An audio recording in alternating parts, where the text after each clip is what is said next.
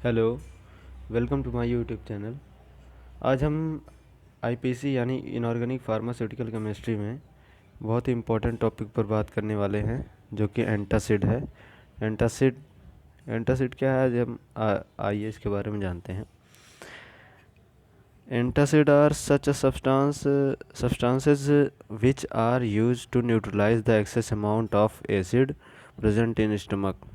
यानी एंटासिड ऐसे पदार्थ होते हैं जो कि तब यूज किया जाता है जब हमारे पेट में, स्टमक यानी आमाशय में एसिड की मात्रा बहुत बढ़ जाती है, तो उसको न्यूट्रलाइज करने के लिए यूज की जाती है एंटासिड। और नेक्स्ट है, एसिडिटी में कॉज सम सीवियर प्रॉब्लम। यानी जब एसिड की मात्रा बढ़ जाएगी आमाशय में, तो वह क्या क्या कारण, बीमारी के रूप में क्या क्या कारण उत्पन्न कर सकती है।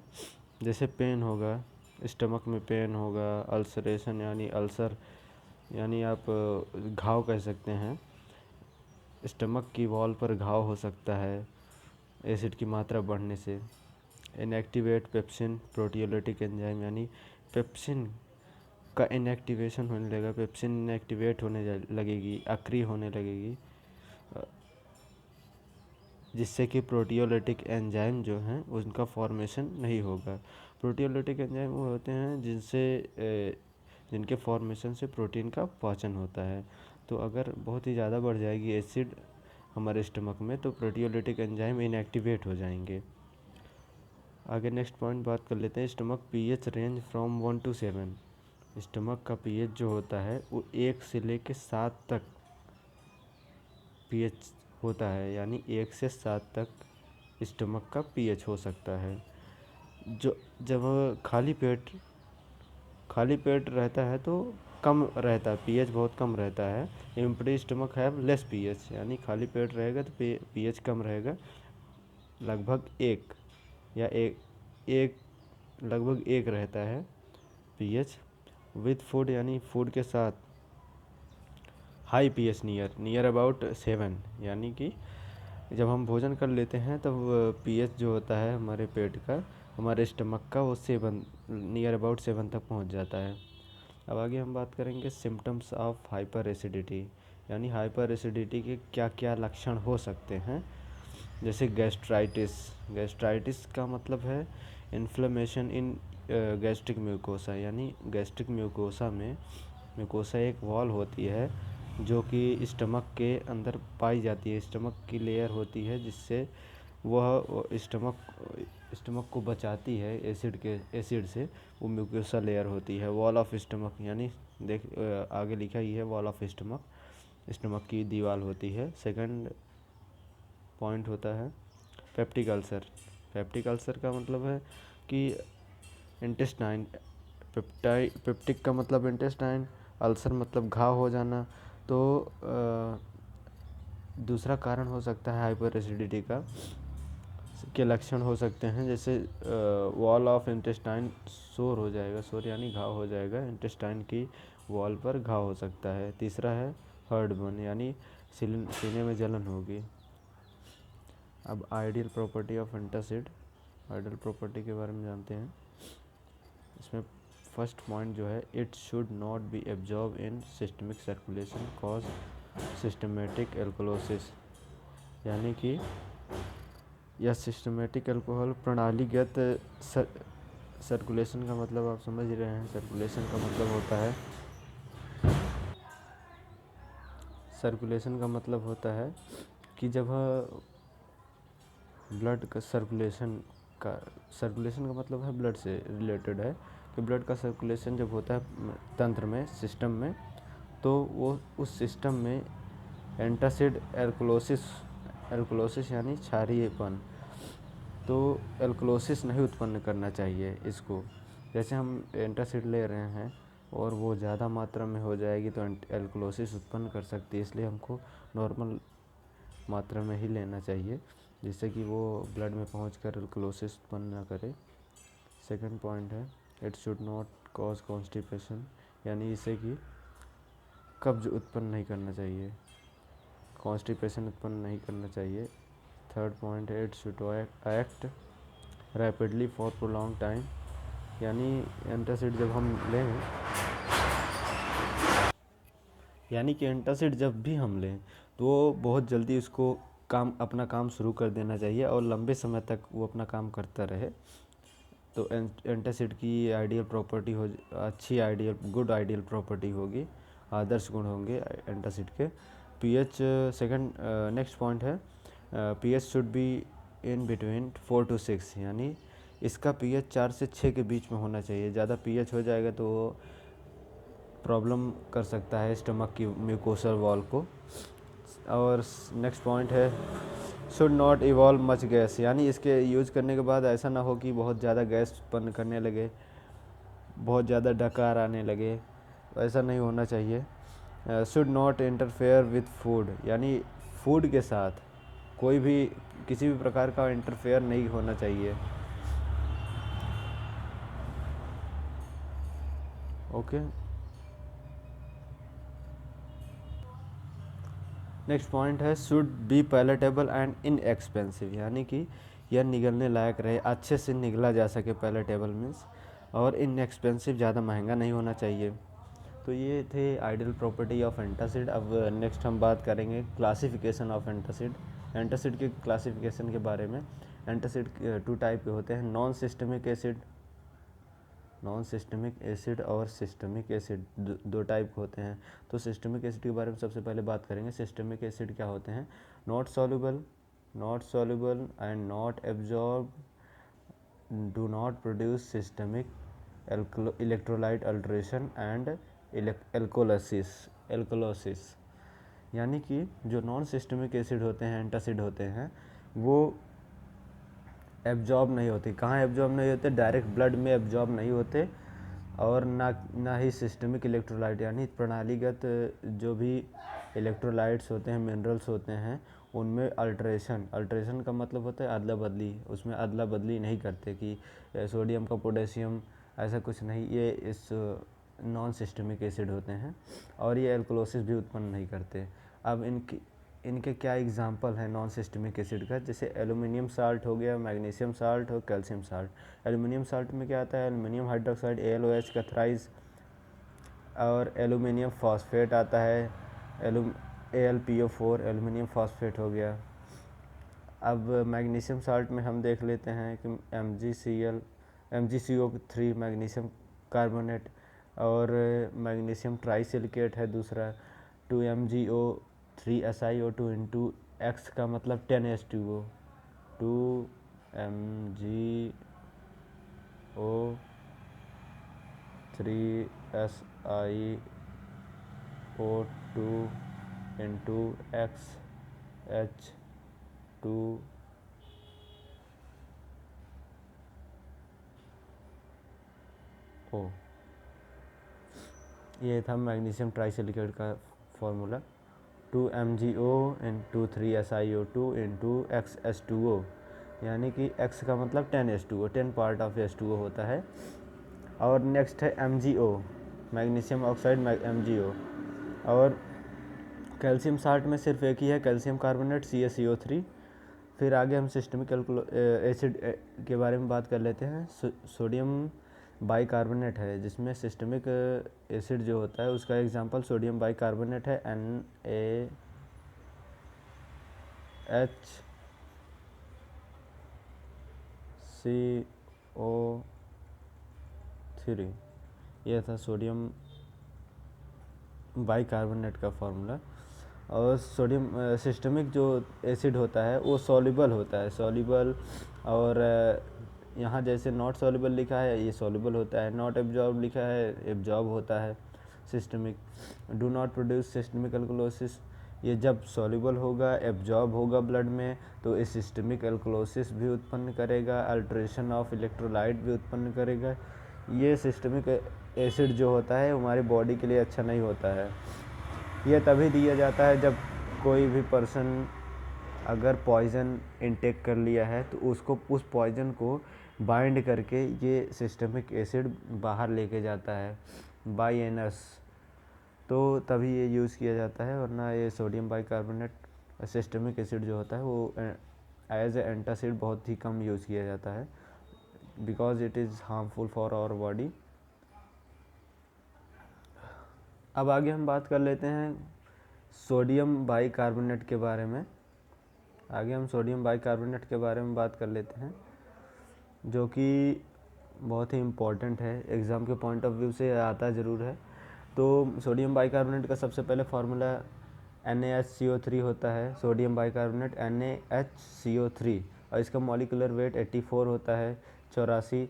प्रिपरेशन इसका देख लेते हैं, कैसे इसको प्रिपेयर किया जाता है, कैसे बनाया जाता है। Sodium carbonate is converted into bicarbonate by passing CO2 saturated solution, यानी इसका मतलब है सोडियम कार्बोनेट के जलीय विलयन में कार्बन डाइऑक्साइड तब तक पास करते हैं, तब तक प्रवाहित करते हैं कार्बन डाइऑक्साइड को, जब तक कि वह विलयन सैचुरेट ना हो जाए, तब तक हम कार्बन डाइऑक्साइड को प्रवाहित करते रहते हैं। तो इसका देख लेते हैं, इसकी अभिक्रिया, इसका रिएक्शन Na2CO3 सोडियम कार्बोनेट का फार्मूला, H2O वाटर का, कार्बन डाइऑक्साइड CO2, और ये रिएक्ट करने के बाद 2NaHCO3 बना देता है, यानी सोडियम बाइकार्बोनेट का 2 मोल ऑफ सोडियम बाइकार्बोनेट बना देता है। तो आगे हम फिजिकल प्रॉपर्टी के बारे में जान लेते हैं। फिजिकल प्रॉपर्टी कैसी होती है सोडियम बाइकार्बोनेट का। फिजिकली आप जब कलर देखेंगे उसका, तो वाइट क्रिस्टलाइन पाउडर का मतलब है क्रिस्टल के फॉर्म में होंगे, रवे के फॉर्म में। सोडियम बाइकार्बोनेट बहुत छोटा रवा होता है। और फिर ओडर का मतलब होता है इसकी सुगंध कैसी होती है। इसकी ओडरलेस होती है, यानी कोई महक नहीं होती है। टेस्ट देख लेते हैं। टेस्ट जो होता है स्लाइटली अल्कलाइन, यानी टेस्ट जब हम इसको टेस्ट करेंगे बहुत हल्का क्षारीय होगा। सॉल्युबिलिटी देख लेते हैं, जब इसको हम वाटर में सॉल्युबल मतलब कि घोलेंगे तो ये घुल जाएगा, लेकिन but insoluble in alcohol and other solvent, यानी कि ये एल्कोहल और अदर सॉल्वेंट में कोई भी ईथर हो गया, फिनॉल हो गया, इन सब में, कार्बोक्सिलिक एसिड हो गया, इन सब में नहीं घुलता है sodium carbonate.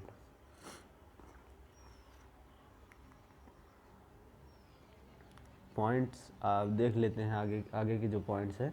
When heated it begins to lose CO2 at 50 degree centigrade. जब हम इसको गर्म करते हैं सोडियम बाइकार्बोनेट को, तो ये 50 डिग्री टेम्परेचर के बाद, 50 डिग्री टेम्परेचर से ये अपना इसमें प्रेजेंट कार्बन डाइऑक्साइड लॉस करने लगता है, इवेपोरेट होने लगता है। तो नेक्स्ट पॉइंट देख लेते हैं, alkaline to litmus paper. Litmus paper के लिए एल्कलाइन होता है, एज एक्ट करता है कि ये क्षारीय ऑन लिटमस पेपर, यानी अगर क्षार होगा तो रेड लिटमस पेपर को ब्लू कर देगा। तो सोडियम बाइकार्बोनेट एक एल्कलाइन सब्सटेंस है, तो वह क्षारीय होगा तो वो रेड को ब्लू कर देगा, रेड लिटमस पेपर को ब्लू कर देगा। एल्कलिटी इंक्रीजेज ऑन स्टैंडिंग, यानी जब हम इसको रख देंगे कहीं पे, इसके रखने पर, सोडियम बाइकार्बोनेट के रखने पर इसकी एल्कलिटी बढ़ जाती है। एल्कलिटी का मतलब है इसकी क्षारीयता बढ़ जाती है जब हम इसको रख देते हैं। तो अब स्टोरेज देख लेते हैं। स्टोरेज इसको कहाँ रखते हैं, किस तरह का तरीके से पैक करते हैं। It should be stored well closed air tight container protected from light at below 25 degree centigrade, यानी इसको जब हम भंडारित करते हैं, स्टोर करते हैं, किस में स्टोर करेंगे, एयर टाइट कंटेनर में। वेल क्लोज यानी अच्छे तरीके से उसके क्लोज़र के द्वारा वो बंद हो। और एयर टाइट कंटेनर का मतलब एयर उसमें जा ना सके, बाहरी एयर जो भी एनवायरमेंटल एयर है वो उसके अंदर जा ना सके। प्रोटेक्टेड फ्रॉम लाइट, यानी कि इसको लाइट से, यानी सूर्य की रोशनी से दूर रखेंगे। At below 25 degree centigrade temperature, यानी कि 25 डिग्री सेंटीग्रेड टेम्परेचर पर रखेंगे इसको। अब ये जो है सोडियम बाइकार्बोनेट कुछ इनसॉल्युबल कॉम्प्लेक्स बनाता है कुछ अलग कंपाउंड्स के साथ, ये सोडियम बाइकार्बोनेट कुछ एलिमेंट्स के साथ, जैसे कैल्शियम और मैग्नीशियम साल्ट हो गया, कैल्शियम मैग्नीशियम साल्ट के साथ ये इनसॉल्युबल कॉम्प्लेक्स बनाता है। इनसॉल्युबल कॉम्प्लेक्स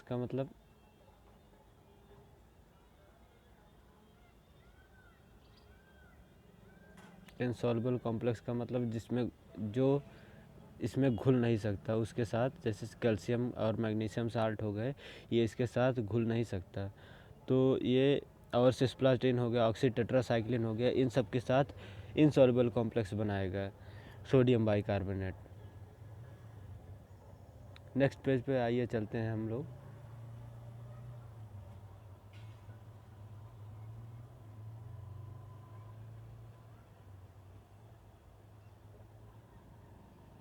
इस तरीके से सेट करें, आपको दिखाई भी दे बराबर।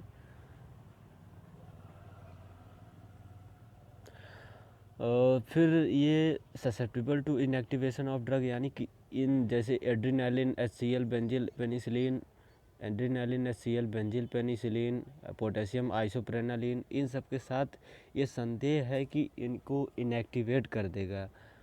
हो सकता है इनएक्टिवेट भी कर दे, हो सकता है नहीं कर सकता। ये इसकी प्रॉपर्टी है सोडियम बाइकार्बोनेट की। अब केमिकल प्रॉपर्टी के बारे में आइए जान लेते हैं। केमिकल प्रॉपर्टी बहुत ही इंपॉर्टेंट होता है कि अगर हम when sodium bicarbonate is heated, जब हम इस सोडियम बाइकार्बोनेट को हीट करेंगे तब यह सोडियम कार्बोनेट और वाटर और कार्बन डाइऑक्साइड में टूट जाएगा। यानी कि प्रिपरेशन का उल्टा है ये केमिकल प्रॉपर्टी। प्रिपरेशन की रिएक्शन को उलट देंगे या हमको ये पहली केमिकल प्रॉपर्टी मिल जाएगी। सेकंड है solution of sodium bicarbonate is alkaline due to hydrolysis. जब हम इसका हाइड्रोलिसिस करेंगे यानी पानी में घोलेंगे तो एल्कलाइन मतलब अपने क्षारीय गुण को प्रदर्शित करेगा। सोडियम बाइकार्बोनेट प्लस वाटर के साथ जब इसको घोलेंगे तो या H2CO3 हाइड्रोजन कार्बोनेट और Na+ और OH- इस तरीके से रिजल्ट देगा प्रोडक्ट के रूप में सोडियम बाइकार्बोनेट वाटर के साथ। थर्ड रिएक्शन है sodium bicarbonate is treated with acid liberate carbon dioxide. यानी कि सोडियम बाइकार्बोनेट जो होता है जब हम उसको HCl के साथ रिएक्ट कराएंगे, ये बेस हो गया, ये एसिड हो गया, अब दोनों के साथ रिएक्ट कराएंगे तो हमको पता ही जब एसिड और बेस मिलते हैं तो न्यूट्रलाइजेशन रिएक्शन होता है। एसिड बेस मिलने के बाद सॉल्ट बनेगा और वाटर बाहर निकलेगा, ये तो होना तय है। तो आप देखिए ये रिएक्टेंट है, रिएक्टेंट में क्या क्या है, सोडियम बाइकार्बोनेट और HCl हाइड्रोक्लोरिक एसिड, ये टूट जाते हैं NaCl, सोडियम क्लोराइड और वाटर, और इसमें कार्बन डाइऑक्साइड गैस भी बाहर निकलती है। तो ये रिएक्शन कंप्लीट हो गया। अब इसके यूज़ देख लेते हैं क्या क्या यूज़ हैं। यूजेस, पहला इलेक्ट्रोलाइट रिप्लेनिशर, यानी इलेक्ट्रोलाइट को रिप्लेस करता है। जैसे किसी भी इलेक्ट्रोलाइट की कमी हो गई, सोडियम की कमी हो गई इसमें बॉडी में, तो सोडियम बहुत ही इम्पोर्टेंट है बॉडी के लिए, हार्ट फंक्शनिंग के लिए, जिसमें सोडियम पोटेशियम पंप होता है। तो ये सोडियम की मेंटेनेंस बनाए रखता है सोडियम बाइकार्बोनेट। इस तरीके अगर यूज़ किया जाता है तो ये सोडियम की जो मेंटेनेंस है बॉडी में बनाए रखता है। सेकंड है सिस्टमिक एल्कलाइटिंग एजेंट, यानी जब हमारी एसिडिटी बढ़ जाती है हमारे बॉडी की, हम सिस्टम की, तो ये अल्कलाइटिंग एजेंट की तरह यूज की जाती है। थ्री है management of metabolic acidosis for phenobarbitone and, तो ये मेटाबॉलिक एसिडोसिस को भी कंप्लीट करता है। पॉइजनिंग ऑफ एसिडिक ड्रग, यानी एसिडिक ड्रग के खिलाफ ये पॉइजनिंग को रोकता है। अब सेकंड नेक्स्ट पेज पर हम आगे चलते हैं। तो नेक्स्ट पेज पे हम आ गए हैं एंटासिड, यानी यूज एज एंटासिड, एंटासिड के रूप में भी यूज़ किया जाता है। यूज़ इन आई लोशन में भी यूज़ किया जाता है। Ear drops, soften ear wax, जब हम इसका ईयर में यूज़ करते हैं तो वैक्सेस जो हार्ड होते हैं उनको सॉफ्ट कर देता है। Lubricating fluid for contact lens, यानी कॉन्टैक्ट लेंस में भी लुब्रिकेट के रूप में यूज़ किया जाता है जिससे वो क्लीन हो सके। इस तरीके से यूज किया जाता है सोडियम बाइकार्बोनेट का। साइड इफ़ेक्ट क्या है, इन सोडियम बाइकार्बोनेट के कुछ साइड इफ़ेक्ट भी हैं, जैसे स्टमक क्रैम्प यानी कि पेट में मरोड़ होना, आमाशय में मरोड़ होना इसके यूज़ करने के बाद। सिस्टमिक एल्कलोसिस यानी सिस्टम में एल्कलिटी को बढ़ा देना एल्कलोसिस होता है। वर्टिगो यानी चक्कर आना। और नेक्स्ट है प्रोड्यूस CO2 को प्रोड्यूस करता है। अगर हम इसका ज़्यादा यूज़ कर लेते हैं तो ये CO2 का भी प्रोड्यूस करने लगता है, हमारे सिस्टम में बार बार डकार आने लगती है। नेक्स्ट पॉइंट है should not given with milk because deposition of calcium of milk in kidney, यानी कि इसको दूध के साथ नहीं दिया जा सकता क्योंकि यह किडनी के फंक्शनिंग के लिए बहुत ही घातक साबित हो सकता है, क्योंकि इस जो मिल्क में कैल्शियम पाया जाता है हम लोग सब लोग जानते हैं, तो मिल्क के कैल्शियम को ये तोड़ देता है और तोड़ के जो किडनी में जब इसको फिल्टर होता है, कोई भी पदार्थ हम खाते हैं वो फिल्टर होता है किडनी में, तो फिर किडनी में जब फिल्टर होने लगता है तो उस कैल्शियम को तोड़ देता है सोडियम बाइकार्बोनेट, तो वो कैल्शियम जाके किडनी में जमा होने लगता है। उसके जो भी छिद्र होते हैं, होल होते हैं, पोर्स, जहाँ से वो छानने का काम करता है, सीविंग का काम, वहाँ जाके फंस जाते हैं कैल्शियम और फिर किडनी में प्रॉब्लम आने लगती है। तो इस तरीके से इसका हमने प्रिपरेशन देख लिया। उसके बाद इसका भौतिक गुण यानी फिजिकल प्रॉपर्टी देख ली हमने, केमिकल प्रॉपर्टी देख ली हमने, यूजेस देख लिए, साइड इफ़ेक्ट भी देख लिए। तो ये सोडियम बाइकार्बोनेट का हो गया, यानी कि सिस्टमिक जो भी सिस्टमिक ड्रग थी एंटासिड, सिस्टमिक एसिड, उसको हम देख लिए। अब नॉन सिस्टमिक एसिड को हम नेक्स्ट वीडियो में देखेंगे। तो आई होप आप लोगों को बहुत अच्छी तरीके से समझ में आया होगा। ना आया हो तो ज़रूर बताइएगा, फिर से मान लीजिए हम आके आपसे मिल के तब क्लियर करेंगे। So thank you.